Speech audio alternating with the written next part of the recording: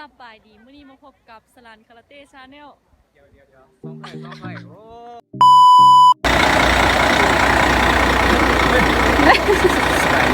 ของช่องสลัดคาเฟ่ซาแล้วนี่กับตื่นเต้นหลายรอบเชื่อกันไปเดินทางไปแข่งตามไทยแล้วน้องเลยครับไปกันเลย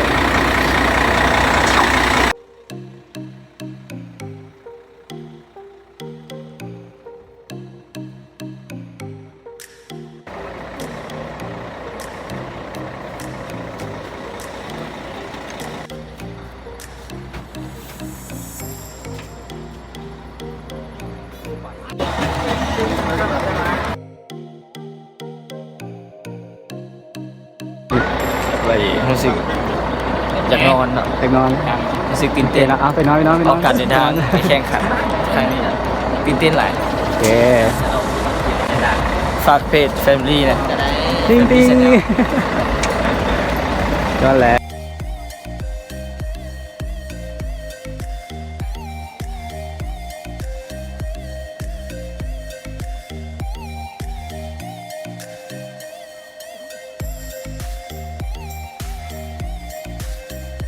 แกเรารู้สึกไง เนี่ยก็ รู้สึกไงรู้สึกความรู้สึก ความรู้สึกไม่สบายแล้วเริ่มวินหัวแล้วเมารถก่อนแล้ว โอ เจ้า เคเนาะพอดีเป็นไง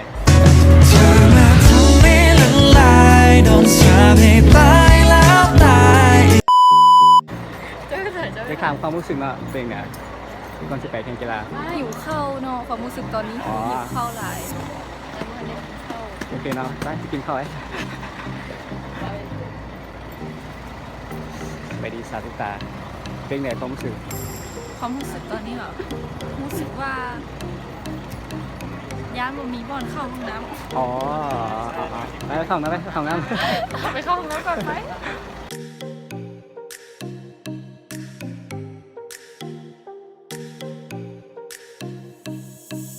สลัดคาราเต้สแนลเนาะวันนี้อาจจะเป็นมื้อวันที่14เนาะในการเดินทางโอ้บ้านเย่มื้อนี้เป็นมื้อเดินทางของทีมงานของเราแล้วทีมงานคาราเต้แล้วเอาไปเบิ่งว่าการเดินทางเขาจะเป็นแนวไหนครับ ไปเลย สบาย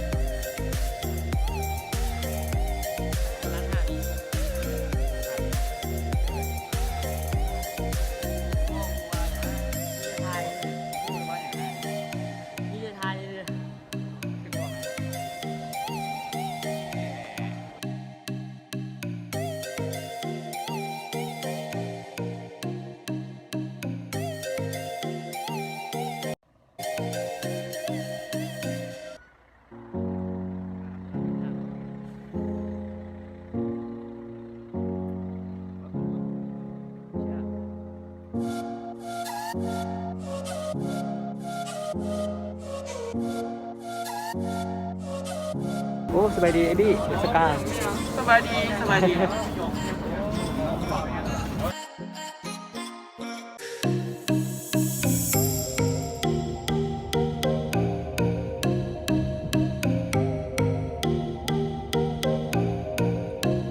ช้ประมาณจะเป็น ข้าว ข้าวเหนียว3กระติบ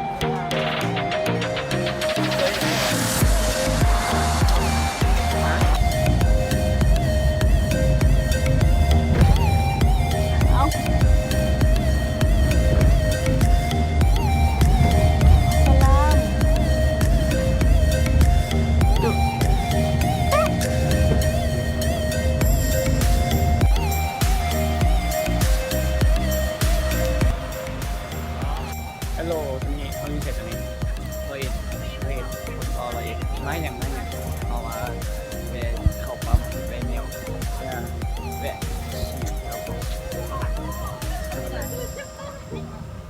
อ๋อก็ได้เลยฮะนี่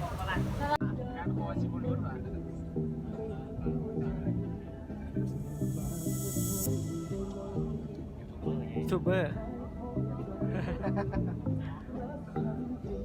มาแล้วมาแล้ว